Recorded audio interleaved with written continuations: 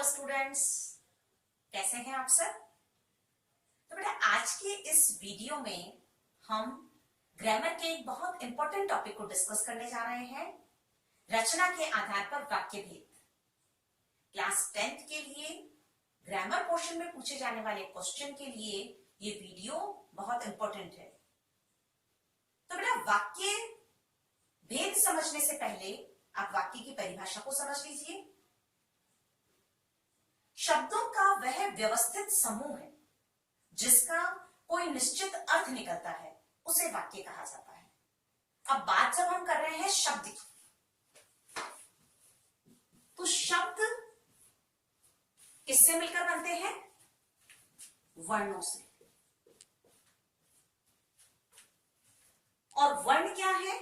भाषा की सबसे छोटी इकाई, यानी वर्णों का व्यवस्थित समूह बनाता है शब्द।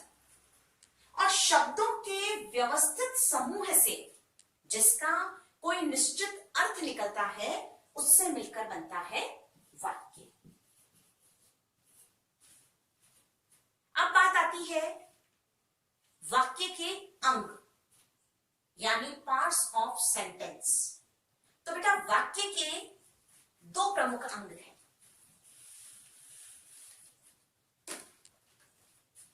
वाक्य के दो अंग हैं, एक होता है उद्देश्य और दूसरा है विधेय, सब्जेक्ट और प्रेडिकेट। अब बेटा हम इसको एक एग्जांपल से समझते हैं। जैसे हम एग्जांपल ले रहे हैं, मोहन विद्यालय जा रहा है। इस एग्जाम्पल में हम देख रहे हैं बेटा कि मोहन जो है, इस मोहन के संबंध में कुछ कहा जा रहा है। तो मोहन यहां पर है उद्देश्य, यानी सब्जेक्ट। तो वाक्य में जिसके संबंध में कुछ कहा जाता है उसे उद्देश्य कहते हैं, और उस उद्देश्य के संबंध में जो कुछ सूचना दी जा रही है, जो कुछ कहा जा रहा है, उसे कहा जाता है विधेय। तो वाक्य के दोनों अंग उद्देश्य और विधेय। वाक्य में जिसके संबंध में कुछ भी कहा जाता है उसे उद्देश्य कहते हैं, और उस उद्देश्य के संबंध में उस वाक्य में जो कुछ सूचना दी जा रही है वह विधेय कहलाता है। अब बात करते हैं बेटा रचना के आधार पर वाक्य के भेद कितने हैं। तो रचना के आधार पर और अर्थ के आधार पर ये दो भेद हैं जिसके आधार पर वाक्य को अलग अलग विभाजित किया जाता है। आज के इस वीडियो में हम रचना के आधार पर वाक्य भेद की चर्चा कर रहे हैं। तो रचना के आधार पर बेटा वाक्य के कुल 3 भेद हैं। सबसे पहला आता है आपका सरल वाक्य, जिसे सिंपल सेंटेंसेस कहा जाता है। नेक्स्ट आता है आपका संयुक्त वाक्य,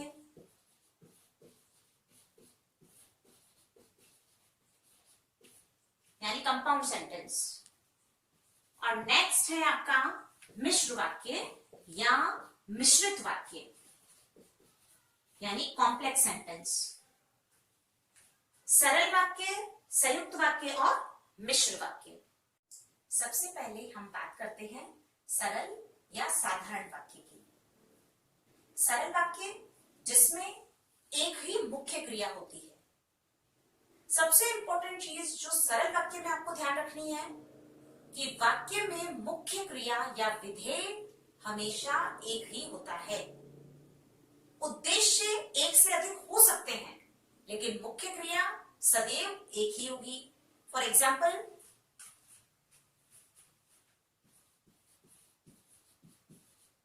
सूर्योदय होते ही पक्षी चहचहाने लगे।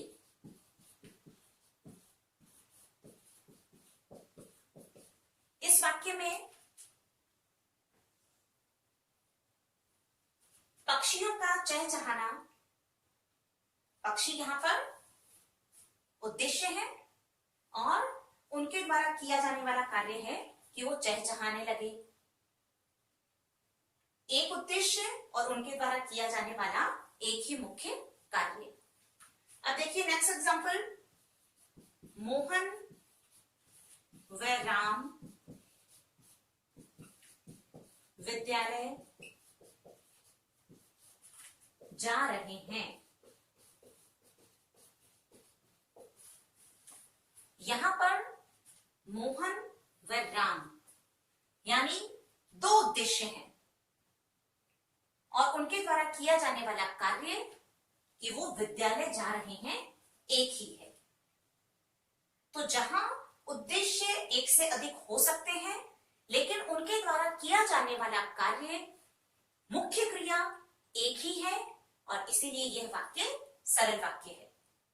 तो सरल वाक्य में आपको क्या चीज ध्यान रखनी है कि सरल वाक्य में मुख्य क्रिया सदैव एक ही होती है, उद्देश्य या कर्ता एक से अधिक हो सकते हैं और उनके बीच में यदि कोई भी कंजक्शन आता है जैसे वह आ गया या और आ गया, उसके बाद भी उनके द्वारा किया जाने वाला मुख्य कार्य जब एक होता है तो यहां सरल वाक्य होगा। अब सरल वाक्य के बाद बेटा हम देखते हैं संयुक्त वाक्य को। संयुक्त वाक्य में दो सरल वाक्य होंगे।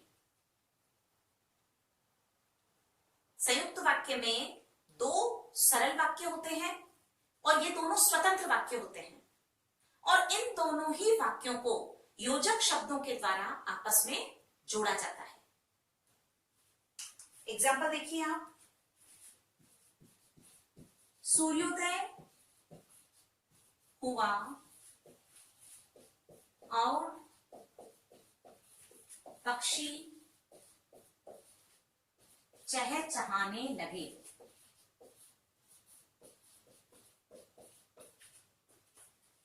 यहां पर ये और कंजक्शन है, योजक शब्द है। सूर्योदय को होना ये अपने आप में एक स्वतंत्र वाक्य है और पक्षी चहचहाने लगे ये एक स्वतंत्र वाक्य है। इन दोनों ही वाक्यों को इस और योजक शब्द के द्वारा आपस में जोड़ा गया है। और संयुक्त वाक्य में एक चीज और आपको ध्यान रखनी है कि जो दोनों स्वतंत्र वाक्य होते हैं ये अपने आप में सक्षम वाक्य होते हैं और अपना स्वतंत्र अर्थ देने में समर्थ होते हैं। योजक शब्दों के प्रयोग के द्वारा इन दोनों ही वाक्यों को आपस में जोड़ दिया जाता है। योजक शब्द कौन कौन से हो सकते हैं? और, तथा, किंतु, परंतु, या, लेकिन, अथवा, अन्यथा, अतः, इसलिए आदि। इस प्रकार ये जो मुख्य योजक शब्द हैं इनके द्वारा दो स्वतंत्र वाक्यों को जोड़कर आपस में संयुक्त वाक्य बनाया जाता है। इसके बाद बात करते हैं हम मिश्र वाक्य की। मिश्र वाक्य में एक प्रधान वाक्य होता है और दूसरा उसी पर आश्रित उपवाक्य होता है और इन वाक्यों को जोड़ने के लिए व्यधिकरण समुच्चय बोधक अव्यय का प्रयोग किया जाता है। जब हम संयुक्त वाक्य की बात करते हैं वहां पर समानाधिकरण समुच्चय बोधक अव्यय होते हैं और जो मिश्र वाक्य को जोड़ते हैं वे व्यधिकरण समुच्चय बोधक अव्यय होते हैं। फॉर एग्जाम्पल, जो ही सूर्योदय हुआ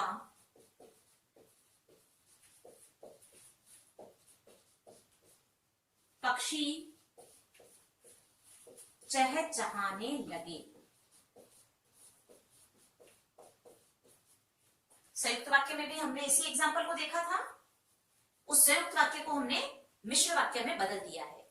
यहां पर जो ही सूर्योदय हुआ पक्षी चहचहाने लगे। ये जो ही जो है ये व्यतिकरण समुच्चय बोधक अव्यय है। यहां कंजक्शन के रूप में जो ही के साथ त्यों ही का प्रयोग भी किया जा सकता है। इस प्रकार ये मुख्य वाक्य है और दूसरा जो वाक्य है वो उसी पर आश्रित उपवाक्य है। तो मिश्र वाक्य में दो वाक्य होते हैं, लेकिन ये दोनों स्वतंत्र वाक्य नहीं है जैसे संयुक्त वाक्य में होते हैं। इसमें एक मुख्य वाक्य होता है और दूसरा उसी पर आश्रित उपवाक्य होता है। एक एग्जांपल और देखते हैं। जैसे ही मैं स्टेशन पहुंचा, ट्रेन जा चुकी थी।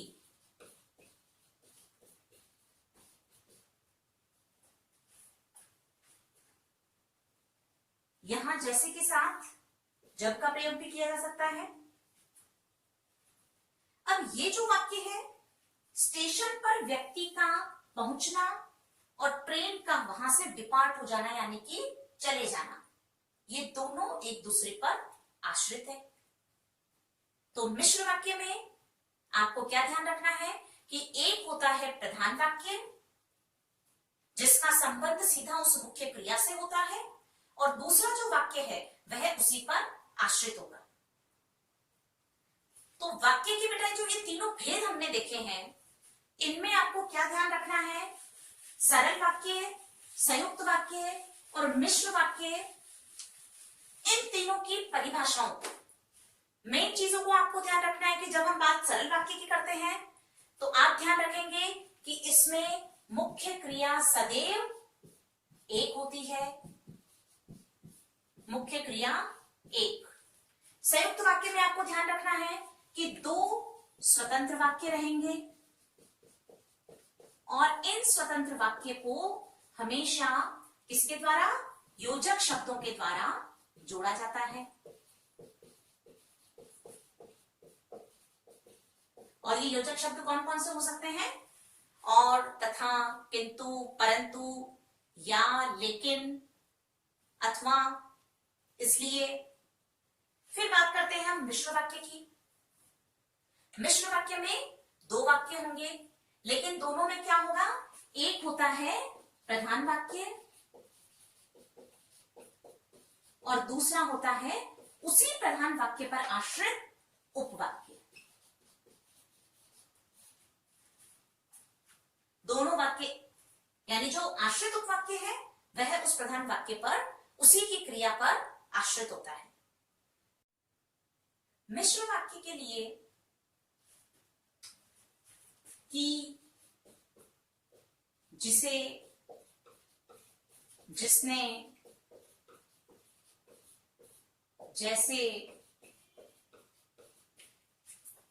यद्यपि,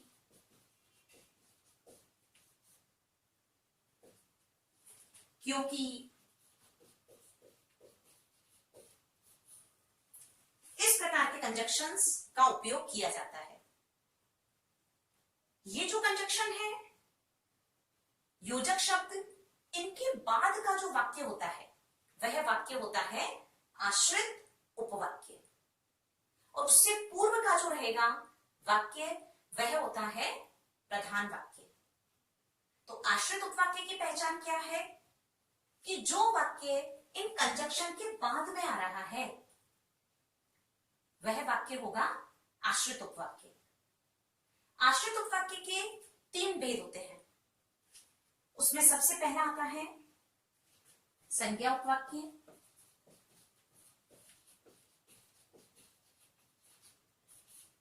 अब आप संज्ञा उपवाक्य की पहचान कैसे करेंगे?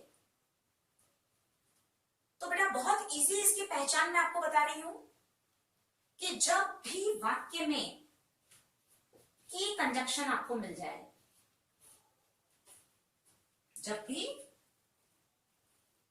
छोटी की ये कंजक्शन के रूप में यदि किसी वाक्य में आती है, यानी प्रधान वाक्य को आश्रित उपवाक्य से जोड़ने में ये की कंजक्शन का प्रयोग हो रहा है, इस व्यतिकरण समुच्चय बोधक अव्यय का प्रयोग हो रहा है, वहां पर सदैव संज्ञा उपवाक्य होगा। और संज्ञा उपवाक्य में इस की कंजक्शन के साथ साथ कभी कभी यह हिडन भी होता है, यानी यह छुपा हुआ रहता है, क्योंकि आश्रित उपवाक्य वाक्य के प्रारंभ में भी आ सकता है, वाक्य के बीच में भी, या वाक्य के अंत में कहीं भी आ सकता है। तो जब वाक्य के प्रारंभ में ये की कंजक्शन से होता है वाक्य, तो वह हिडन होता है। अब देखिए बेटा, इसका एग्जांपल देख लीजिए आप, कि यदि वाक्य आ गया आपका मोहन कल आएगा, यह पता था। अब हमें पता है कि इस वाक्य में कहीं भी की कंजक्शन नहीं आ रहा है, लेकिन यह वाक्य मिश्र वाक्य है, क्योंकि यह पता था ये मुख्य वाक्य है। मोहन कल आएगा, यहां पर की हिडन है, क्योंकि आश्रित उपवाक्य से वाक्य प्रारंभ हो रहा है। तो यह पता था कि मोहन कल आएगा, और यहां की हिडन है। तो कुछ वाक्य ऐसे भी होते हैं जहां पर यह की हिडन होता है, उसके बावजूद भी वाक्य मिश्र वाक्य होगा और उसका भेद रहेगा संज्ञा उपवाक्य। इसके बाद हम आगे बढ़ते हैं नेक्स्ट। संज्ञा उपवाक्य के बाद आता है विशेषण उपवाक्य। नेक्स्ट है आपका विशेषण। विशेषण उपवाक्य की पहचान, क्योंकि विशेषण क्या है, जो संज्ञा और सर्वनाम की विशेषता बताता है। तो ये जो पदबंध होता है उसमें उस आश्रित उपवाक्य की विशेषता बताते हुए, इसका एग्जाम्पल देखिए आप।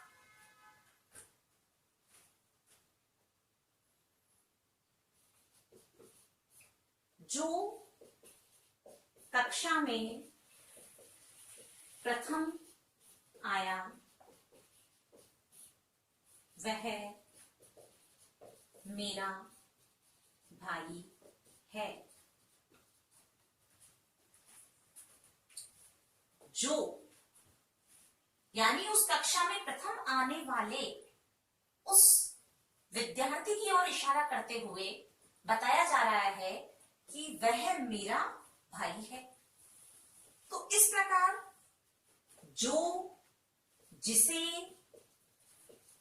जिसने, जिसको, इनसे प्रारंभ होने वाले जितने भी उपवाक्य होंगे, ये सारे उपवाक्य विशेषण उपवाक्य में आते हैं।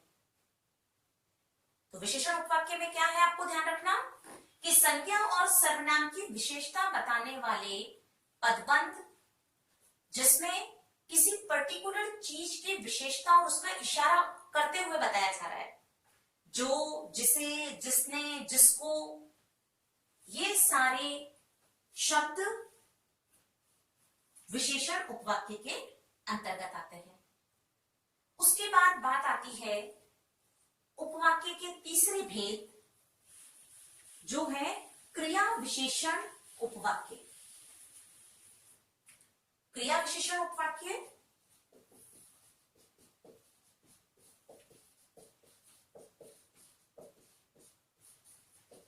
इस उपवाक्य में क्रिया की विशेषता बताने वाले शब्द वे होते हैं क्रिया विशेषण। अब यहां आपको ध्यान रखना है कि क्रिया विशेषण के जो चारों भेद होते हैं, कोई भी कार्य कब हुआ यानी कालवाचक, कहां हुआ स्थानवाचक, कैसे हुआ, रीतिवाचक, कितना हुआ, परिमाणवाचक।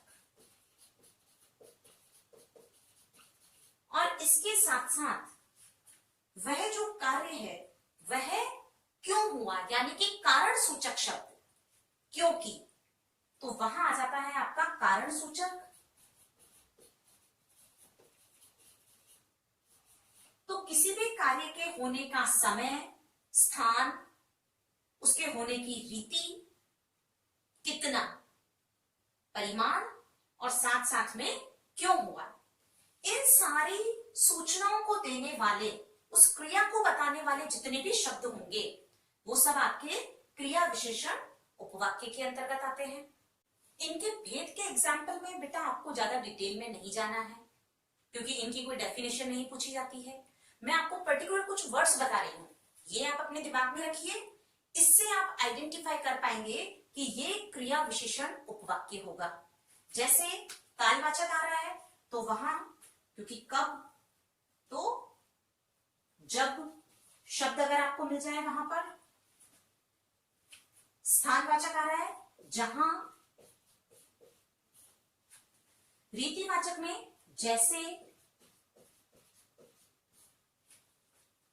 परिमाणवाचक अगर आता है तो कोई भी काम कितना हो रहा है, ज्यों त्यों और क्योंकि। इसके साथ साथ यद्यपि, अगर। इन शब्दों को अगर आप देखते हैं तो वहां आप आइडेंटिफाई कर लीजिए कि ये शब्द अगर उस वाक्य में है तो ये क्रिया विशेषण उपवाक्य ही होगा। अब पहचान में आपको देखिए क्या क्या ध्यान रखना है कि यदि आपको की कंजक्शन मिल रहा है, की कंजक्शन, तो आपको आइडेंटिफाई करना है कि ये संज्ञा उपवाक्य ही होगा। उसके बाद जिसे, जिसने, जैसे, जिसको, यदि आपको ये शब्द मिल रहे हैं तो इन शब्दों के साथ आपको आइडेंटिफाई करना है कि ये विशेषण उपवाक्य ही होगा। और यदि आपको जब, जहां, ज्यों त्यों, यद्यपि, क्योंकि, ये शब्द अगर आप देख रहे हैं वहां सदैव क्रिया विशेषण उपवाक्य ही होगा। तो आप इन शब्दों को अपने दिमाग में रखिए। तो बेटा यहां मैंने आपको वाक्य की परिभाषा, इसके साथ साथ मिश्र वाक्य में आपको संज्ञा उपवाक्य, विशेषण उपवाक्य और क्रिया विशेषण उपवाक्य, इनको आइडेंटिफाई करना बताया है। तो बेटा वाक्य से संबंधित जो प्रश्न आते हैं उसमें या तो आपसे पूछा जाता है कि आप वाक्य का भेद बताइए, या आपसे पूछा जाता है कि आप उस वाक्य को रूपांतरित कीजिए, यानी आपको सरल वाक्य से संयुक्त वाक्य बनाना या संयुक्त वाक्य से मिश्र वाक्य बनाना या मिश्र से सरल वाक्य बनाना पूछा जा सकता है। या आपसे प्रश्न पूछा जाता है कि आप आश्रित उपवाक्य, मिश्र वाक्य आपको दिया हुआ रहेगा और आपको आश्रित उपवाक्य छांटकर उसका भेद लिखना होता है। इस प्रकार ये तीन मुख्य प्रकार हैं जिनके आधार पर वाक्य वाले टॉपिक से प्रश्न बनता है। तो बेटा आज के इस वीडियो में बस इतना ही। जल्द मिलते हैं वाक्य रूपांतरण के एक नए वीडियो के साथ। तब तक के लिए गुड बाय।